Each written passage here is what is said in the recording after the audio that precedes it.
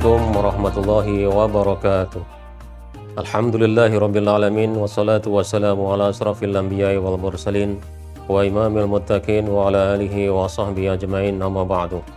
Qala rabbi shrah li sadri wa yassir li amri wahlul 'uqdatam min lisani yafqahu qawli. Sahabat edukasi yang dirahmati Allah, setiap diri kita pasti punya keinginan, setiap dari diri kita pasti punya pengharapan, dan setiap dari diri kita pasti punya doa-doa yang kita panjatkan.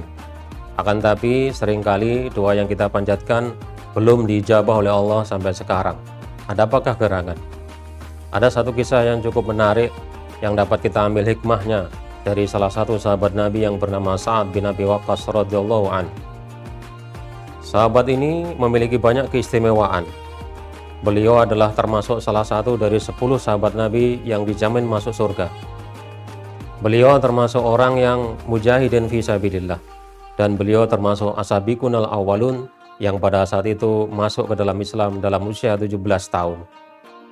Apakah gerangan keistimewaan daripada sahabat Sa'ad? Ternyata sahabat Sa'ad bin Abi Waqqas radhiyallahu an adalah salah satu sahabat Nabi yang andai kata ketika berdoa mengangkat tangannya kepada Allah langsung dijabah oleh Allah saat itu juga.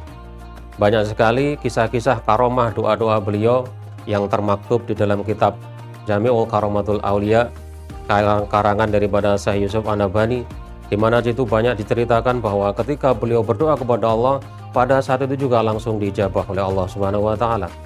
Pertanyaannya adalah, apakah rahasianya sahabat Sa'ad bin Abi Waqqas beliau ketika berdoa langsung dijabah oleh Allah Subhanahu wa taala?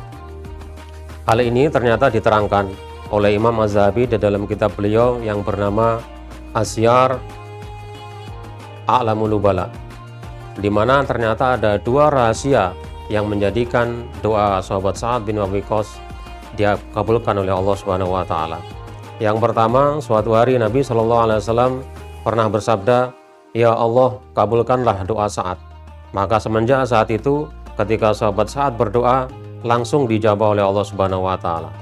Yang kedua, yang ini yang berkaitan dengan kita saat ini yang sedang berpuasa. Ketika sahabat Sa'ad ditanya, "Wahai Sa'ad, apa yang menjadikan doamu langsung dijabah oleh Allah Subhanahu wa taala?" Ternyata sahabat Sa'ad menjawab, "Saya tidak pernah sekalipun memasukkan sesuap makanan apapun itu ke dalam mulut saya kecuali saya tahu dari mana datangnya."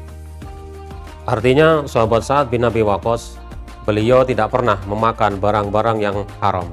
Senantiasa yang dimakan oleh beliau adalah barang-barang yang halal, baik halal dari sisi zatnya maupun halal dari sisi pendapatan atau cara memperolehnya.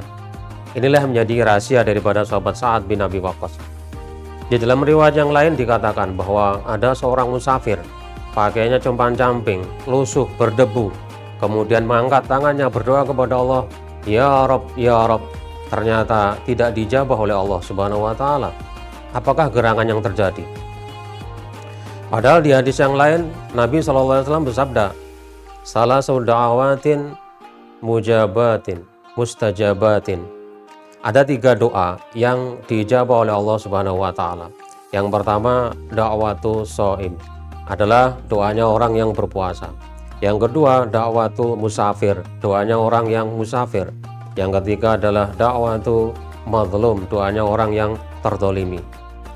Musafir ini meskipun kondisinya lemah, pakainya compang-camping, berdebu, berdoa kepada Allah, ternyata doanya tidak didengar oleh Allah Subhanahu wa taala.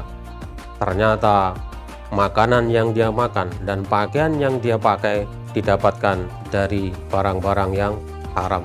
Ini yang menjadikan doanya kemudian tertolak oleh Allah Subhanahu wa taala. Bagaimana dengan kita? Bukankah kadangkala kita mungkin tanpa sengaja ada makanan tergeletak di meja makan, punyanya teman atau punyanya saudara, langsung kita makan tanpa kemudian kita meminta izin kepada yang bersangkutan. Ada minuman, langsung kita minum tanpa tahu apakah itu barang yang halal ataukah yang haram. Mudah-mudahan dalam momen puasa ini kita diajari oleh Allah Subhanahu wa taala untuk menjaga diri, jangankan dari hal-hal yang haram, hal-hal yang halal saja tidak boleh kita sentuh sebelum datang tiba waktunya. Mudah-mudahan dengan puasa ini kita menjadi pribadi yang lebih memperhatikan apa yang kita makan dan apa yang kita pakai, sehingga nanti doa-doa kita insya Allah akan dijabah langsung oleh Allah Subhanahu wa Ta'ala. Usikum wa nafsi bitaqwallah. Wassalamualaikum warahmatullahi wabarakatuh.